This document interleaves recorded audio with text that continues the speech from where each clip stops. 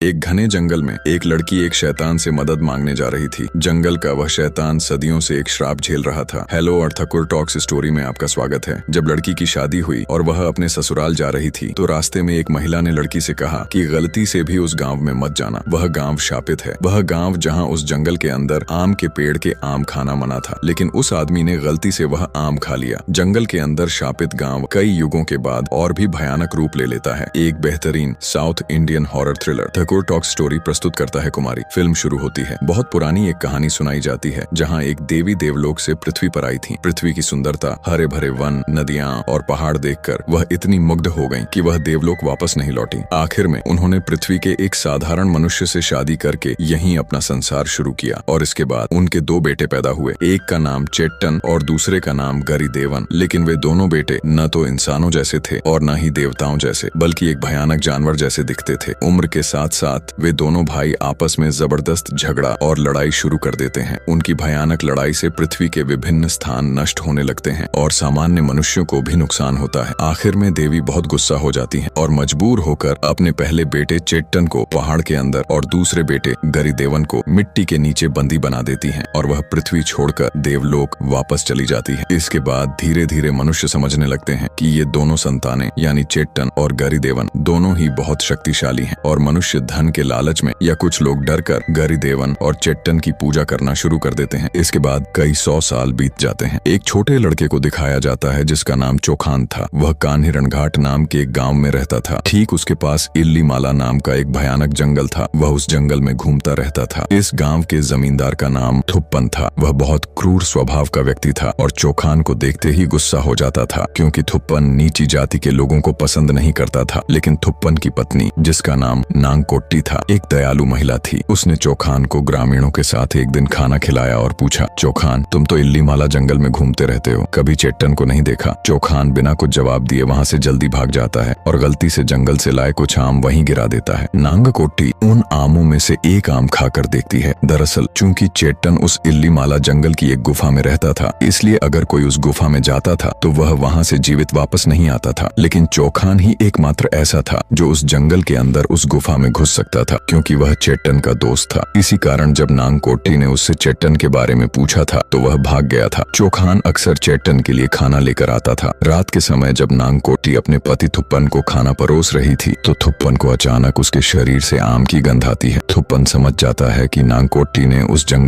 शापित जंगल के आम खाए हैं। थुप्पन बहुत गुस्सा हो जाता है, क्योंकि वह जंगल के लोगों से नफरत करता था। वह खाना छोड़कर उठ जाता है और खुद को शुद्ध करने के लिए सामने वाले तालाब के घाट पर चला जाता है। तालाब के घाट पर जाकर वह देखता है कि चोखान उस तालाब के पानी में नहा रहा है। थुप्पन गुस्से में पत्थर से चोखान को तब तक मारता रहता है जब तक वह मर नहीं जाता। इस घटना के बाद चेट्टन बहुत गुस्सा हो जाता है, क्योंकि चेट्टन का एकमात्र दोस्त चोखान था। वह गुस्से में पूरे गांव को श्राप दे देता है और उसके श्राप के कारण आकाश से खंड खंड पत्थर गिरने लगते हैं। एक और भयानक जानलेवा बीमारी पूरे गांव में फैल जाती है। उस बीमारी से थुप्पन भी संक्रमित हो जाता है और उस बीमारी से संक्रमित होकर चेट्टन की माँ यानी उस देवी के पास जाकर मदद मांगता है, लेकिन कोई फायदा नहीं होता। और इस श्राप को तोड़ने और अपने परिवार और गांव के लोगों को बचाने के लिए थुप्पन गरीदेवन यानी देवी के दूसरे पुत्र चेट्टन के दूसरे भाई को गांव में बुलाता है। दृश्य बदलता है। इसके बाद 12 पीढ़ियां बीत चुकी हैं, यानी थुप्पन का बेटा, उसका बेटा, उसका बेटा, इस तरह 12 पीढ़ियां बदल चुकी हैं। एक और गांव और इस लड़की को दिखाया जाता है जिसका नाम कुमारी है। कुमारी अनाथ थी, इसलिए उसके चाचा और भाई जयन मिलकर कुमारी को बड़ा कर रहे थे। एक दिन उसके चाचा उसकी शादी के लिए एक प्रस्ताव लाते हैं। कुमारी बड़ी हो गई है। जयन उस शादी के रिश्ते को पसंद नहीं करता, क्योंकि जिस लड़के से शादी की बात हो रही है वह लड़का मानसिक रूप से बीमार है। वह चुपचाप रहता है। लड़के का नाम धुरबान है और वह कान्ही रणघाट गांव के थुप्पन का ही वंशज है और यहीं से फिल्म का रहस्य बढ़ना शुरू होता है। धुरबान का एक शादीशुदा बड़ा भाई भी था जिसका नाम अच्युतन था। उसके कोई संतान नहीं थी और कान्ही रणघाट गांव का वर्तमान मुखिया थुप्पन का चाचा था। कुमारी की इच्छा न होते हुए भी एक समय धुरबान से उसकी शादी हो जाती है और जब वह कान्ही रणघाट गांव की ओर जा रही थी तो एक बूढ़ी महिला कुमारी को एक ठंडी आवाज में चेतावनी देती है, कुमारी, वहाँ मत जाओ, वहाँ की मिट्टी तो शापित है, क्या तुम्हें नहीं पता? हालांकि धुरबान का चाचा उसे कोई महत्व नहीं देता और कुमारी कान्ही रणघाट गांव में आ जाती है। कुमारी कुछ भी समझ नहीं पाती, लेकिन उस बूढ़ी महिला की बातें उसके दिमाग में घूमती रहती हैं। कुछ तो है ही इस गांव में। रात के समय कुमारी एक अजीब दृश्य देखती है। धुरबान की मानसिक बीमारी के लिए उसे एक तरह की दवा खिलाई जाती है। दूसरी ओर धुर्बान का चाचा उस रात एक कमरे में मुर्गी की बलि देकर पूजा कर रहा था। देखकर ऐसा लग रहा था कि वह काला जादू करता है। कुमारी धुर्बान से पूछती है, तुम्हारे चाचा क्या कर रहे हैं? धुर्बान कोई जवाब नहीं देता। वह शांति से टकटकी लगाए देखता रहता है। धुर्बान किसी से मेलजोल भी नहीं रखता था, यहाँ तक कि अपनी पत्नी कुमारी से भी कोई बात नहीं करता था। सोचो, कुमारी शादी के बाद भी कुमारी ही रही। खैर, अगले दिन सुबह जब कुमारी अपना नया घर घूम कर देख रही थी तो अचानक उसे इल्लेमाला जंगल की ओर चौखान दिखाई देता है। चौखान कुछ आमों का लालच दिखाकर कुमारी को उस गहरे जंगल में बुला रहा था। उत्सुकता से कुमारी उस जंगल के अंदर घुसना चाहती थी, लेकिन तभी धुर्बान के बड़े भाई की पत्नी लक्ष्मी उसे रोककर कहती है, तुम्हें नहीं पता, हमारे परिवार के लोगों का उस जंगल में जाना मना है, क्योंकि एक समय चेट्टन हमारे गांव पर गुस्सा होकर श्राप दिया था। वह श्राप अभी भी चल रहा है। और वह यह भी बताती है कि थुप्पन अपने परिवार पर चेट्टन के दिए श्राप से बचने के लिए गरीदेवन की मदद ली थी। यह सब सुनकर कुमारी को सब कुछ बनावटी कहानी लगती है। उसे लगता है कि इन सब के पीछे इस परिवार में कोई और रहस्य छिपा हुआ है। रात होती है। कुमारी एक सपना देखती है कि एक स्त्री रक्त से लथपथ एक बच्चे को गोद में लेकर आगे आ रही है। डर कर कुमारी की नींद टूट जाती है। धुर्बान उसे शांत करता है और एक पत्थर देकर कहता है, यह पत्थर तकिए के नीचे रखो, तुम्हें अच्छी नींद आएगी। अगले दिन ग्रामीणों को मुखिया के पास आते हुए दिखाया जाता है। वे बताते हैं कि इस साल फसल अच्छी नहीं हुई है, इसलिए वे कर्ज चुका नहीं पाएंगे। दरअसल मुखिया ग्रामीणों को विभिन्न जरूरतों के लिए पैसे का कर्ज देता था। जब धुर्बान को पता चला कि ग्रामीण कर्ज चुका नहीं पाएंगे तो धुर्बान गुस्से में खड़ा हो जाता है और उन्हें घर से अपमानित करके चले जाने को कहता है। मुखिया चिढ़कर धुर्बान को लात मारकर गिरा देता है और अपमानित करता है। यह सब घटना कुमारी घर के अंदर से देख रही थी। फिर रात होती है। कुमारी धुर्बान से पूछती है, तुम्हारा परिवार तुम्हारे साथ ऐसा व्यवहार क्यों करता है? तुम्हें मारते पीटते और अपमानित करते हैं। धुर्बान कहता है, बचपन से ही मेरे भाई को मुझसे ज्यादा महत्व देता है मेरा परिवार। मुझे कोई पूछता ही नहीं, इसलिए मैं अकेला रहते रहते ऐसा ही हो गया हूँ। मुझे सब पागल समझते हैं, लेकिन विश्वास करो, मैं पागल नहीं हूँ। वह यह भी कहता है, जानती हो कुमारी, मेरे एक टीचर ने मुझे एक समय बहुत मारा था। मैंने एक दिन मौका पाकर उसे आग में जलाकर मार डाला। एक और मेरे नाम का मजाक उड़ाता था, मैंने उसकी जीभ काट दी। इन सब घटनाओं के बाद से सब मुझे पागल समझने लगे हैं और दवा खिलाकर मेरी बुद्धि नष्ट करने की कोशिश करते हैं। ये सब सुनकर कुमारी समझ जाती है कि धुर्बान कितना भयानक इंसान है, और उसी के साथ यह भी समझ जाती है कि धुर्बान को प्यार और देखभाल की जरूरत है, तो शायद वह ठीक हो जाएगा। धुर्बान का ख्याल रखना शुरू करती है वह, और ऐसे पागल का ख्याल न रखने का कोई उपाय भी कहाँ है। किसी दिन देखा, उसी को मार दिया तो। खैर, दोनों के बीच धीरे धीरे प्यार का रिश्ता पनपने लगता है। एक दिन कुमारी इल्लेमाला जंगल में एक बार फिर चौखान को देखती है। चौखान उसे फिर जंगल की गहराई में बुला रहा था। कुमारी चौखान के पीछे भागते भागते जंगल में घुस जाती है और उसकी मुलाकात मुथम्मा नाम की एक आदिवासी महिला से होती है। मुथम्मा को देखकर लगता है जैसे वह कुमारी का ही इंतजार कर रही थी। वह कुमारी से कहती है, तुम गर्भवती हो और तुम्हारा बच्चा तुम्हारे पति धुर्बान के कारण खतरे में पड़ेगा, लेकिन तुम चिंता मत करो। तुम नदी के उस पार आकर मुझसे मिलना, मैं तुम्हें चेट्टन के पास ले जाऊंगी। चेट्टन तुम्हारे बच्चे की रक्षा करेगा। कुमारी ये बातें सुनकर डर जाती है और बिना एक भी बात कहे सीधा घर वापस आ जाती है। इसके बाद एक डॉक्टर उसे देखकर बताता है कि वह सचमुच गर्भवती है, यानी कुमारी अब कुमारी नहीं रही। लेकिन हैरानी की बात यह है कि यह खबर सुनकर धुर्बान के अलावा परिवार में कोई भी खुश नहीं था। अच्युतन बहुत गुस्सा होता है, क्योंकि उसके बच्चे के जन्म लेने से पहले धुर्बान का बच्चा जन्म लेगा, यानी धुर्बान ही गांव का अगला मुखिया होगा, क्योंकि इस परिवार में नियम है कि जिसका बच्चा पहले जन्म लेगा वही परिवार का अगला मुखिया होगा और इस गांव का भी मुखिया होगा। अगले दिन रात को कुमारी अचानक नींद से जाग कर देखती है कि धुर्बान उसके पास नहीं है। उसे ढूंढते हुए वह देखती है कि धुर्बान अंधेरे में खून से लथपथ बैठा है। दरअसल धुर्बान ने अपनी दोनों उंगलियां काट ली हैं और एक शैतानी हंसी हंसते हुए वह कहता है, अब मैं भी गरीदेवन जैसा हो गया हूँ। कुमारी डर कर पूरे परिवार को बुलाने चली जाती है। अगले दिन अच्युतन धुर्बान को ताना मारते हुए बहुत बातें सुनाता है। उनके बीच झगड़ा शुरू हो जाता है। इसी समय गांव का मुखिया यानी धुर्बान का चाचा उसे रोक कर कहता है, मेरे बाद धुर्बान ही होगा जमींदार, क्योंकि परिवार में वही पहला बच्चा ला रहा है। अच्युतन अपनी पत्नी पर गुस्सा होता है, क्योंकि उसकी पत्नी इतने समय से कोई बच्चा नहीं दे पाई है। अच्युतन को दिखाया जाता है कि वह गांव की एक महिला जिसका नाम पारिजातम है, उसके साथ अवैध संबंध में उलझा हुआ है। पारिजातम उसे कहती है, अगर तुम गांव का मुखिया बनना चाहते हो तो एक ही उपाय है, चेट्टन की पूजा करो। रात के समय अच्युतन की पत्नी लक्ष्मी कुमारी को बताती है कि उसने जानबूझकर बच्चे को जन्म नहीं दिया था। वह कहती है कि 12 पीढ़ियों पहले जब थुप्पन ने गरीदेवन को बुलाया था तो उसे खुश करने करने के लिए उसने अपने ही बेटे की बलि दी थी। उसी रात गरिदेवन अपनी भयानक बड़ी जीभ से बच्चे को खींचकर गुफा के अंदर चला गया था। थुप्पन की पत्नी नांग कोटी अपने बेटे के लिए बहुत दर्द में थी और देवी के सामने अपना सिर फोड़कर आत्महत्या कर ली थी। तब से थुप्पन ने अपने बेटे की बलि के बदले गरिदेवन से 12 पीढ़ियों तक सुरक्षा मांगी है और अभी भी गरिदेवन उनके परिवार को सुरक्षा दे रहा है। लेकिन 12वीं पीढ़ी के जमींदार के रूप में अब धुर्बान को अपने बच्चे की बलि देने की बारी आ गई है। यह सुनकर कुमारी डर से कांपने लगती है। वह साफ समझ जाती है कि उसकी गर्भावस्था की खबर सुनकर बाकी महिलाएं क्यों खुश नहीं थीं। वे खुश नहीं थीं इसी कारण से कि इस बच्चे की भी बलि देनी पड़ेगी। इसके बाद लक्ष्मी कुमारी को घर के एक गुप्त स्थान पर ले जाती है। चारों ओर घना अंधेरा। वहाँ एक भयानक दृश्य दिखाई देता है। एक आदमी जिसका शरीर लगभग पूरी तरह से गल चुका है फिर भी किसी तरह जीवित है और यह आदमी कोई और नहीं, यह आदमी है थुप्पन। हाँ, अच्युतन की पत्नी कहती है कि थुप्पन 12 पीढ़ियों से इसी तरह कष्ट पाकर जीवित है और यह उसके अपने कर्मों का फल है। उधर धुर्बान का चाचा उनकी सारी बातें सुन लेता है और अगले दिन वह लक्ष्मी को मार डालता है और फेंक देता है क्योंकि लक्ष्मी ने उनके परिवार के गुप्त बातें कुमारी को बता दी थी। कुमारी मानसिक रूप से टूट जाती है और धीरे धीरे लक्ष्मी की सारी बातों पर विश्वास करने लगती है। उस दिन आधी रात को कुमारी छिप छिप कर उस कमरे में जाती है जहाँ धुर्बान का चाचा अक्सर पूजा करता था, कहना चाहिए ब्लैक मैजिक या काला जादू करता था। अंदर घुसकर वह देखती है कि इतने समय से वे किसी भगवान की नहीं बल्कि गरिदेवन की पूजा करते थे। इसके बाद कुमारी छिपकर एक दिन यल्लामाला जंगल में घुस जाती है और नदी के किनारे मुथम्मा से मिलती है। वह कुमारी को एक मंत्रों की किताब देती है जिसे पढ़ने से चेट्टन को बुलाया जा सकेगा और इसके बाद वह कुमारी को चेट्टन की गुफा दिखाती है। कुमारी गुफा में घुसकर चेट्टन का भयानक रूप देखती है। उसका शरीर इंसानों जैसा था लेकिन चेहरा दानव जैसा। चेट्टन कुमारी से वादा करता है जब तेरा बच्चा होगा तो मैं उसकी रक्षा करूंगा और एक पत्थर देता है और वहाँ से चला जाता है। कुमारी गुफा के बाहर आती है। मुथम्मा कहती है तुम यह पत्थर घर के बाहर मिट्टी के नीचे गाड़ देना। कथनानुसार अगले दिन कुमारी पत्थर को मिट्टी के नीचे गाड़ देती है। तभी से फिर से गांव पर श्राप उतरना शुरू हो जाता है। कई जानवर, कई मनुष्य बीमार होकर मरने लगते हैं, ठीक वैसे ही जैसे कई साल पहले मरते थे। धुर्बान का चाचा समझ जाता है कि ये सब दुर्घटनाएं चेट्टन के श्राप के कारण हो रही हैं। इसलिए इस मौके पर वह धुर्बान को गांव का मुखिया घोषित कर देता है ताकि धुर्बान का बच्चा होने पर वह उस बच्चे की बलि दे सके और गांव को और अपने परिवार को बचा सके। दूसरी ओर अच्युतन शक्ति और सत्ता वापस पाने के लिए चेट्टन के पास जाता है लेकिन चेट्टन उसे मार डालता है। उसी समय धुर्बान का चाचा धुर्बान को काला जादू सिखाकर बलि देने के लिए तैयार करता है। हालांकि कुमारी घर में बैठकर मुथम्मा द्वारा दी गई उस मंत्रों की किताब से मंत्र पढ़ती रहती है। अचानक चेट्टन द्वारा भेजे गए सांप के काटने से धुर्बान के चाचा की मृत्यु हो जाती है। गांव की इस बुरी स्थिति में कुमारी का मन टूट जाता है लेकिन वह किसी भी तरह अपने बच्चे को खोना नहीं चाहती। अगले दिन अचानक उनके घर पर पत्थरों की बारिश शुरू हो जाती है, ठीक वैसे ही जैसे 12 पीढ़ियों पहले हुई थी। इतना ही नहीं, घर में भी आग लग जाती है। धुर्बान चिंता में पड़ जाता है और मन ही मन सोचने लगता है कि कोई न कोई उसके घर के अंदर से ऐसा है जो चेट्टन की पूजा करना शुरू कर चुका है। तब वह अचानक अपने लोगों को लेकर यल्लामाला जंगल चला जाता है जहाँ आदिवासी चेट्टन की पूजा करते थे। वे वहाँ आदिवासियों पर हमला करते हैं, उन्हें मारते हैं और घरों में आग लगा देते हैं। ऐसे समय में धुर्बान की मुलाकात मुथम्मा से होती है जो शांति से एक जगह बैठी थी। मुथम्मा जोर से हंसकर एक अजीब आवाज में उसे कहती है चिंता मत करो, चेट्टन तुम्हारे बच्चे को बचा लेगा। साथ ही मुथम्मा यह भी बता देती है कि कुमारी अपने बच्चे को बचाने के लिए तुम्हारे खिलाफ षड्यंत्र कर रही है। अचानक देखा जाता है कि जंगल के प्रकृति का रूप बदल जाता है और अजीब आवाज से समझा जाता है कि चेट्टन गुफा से बाहर आया है।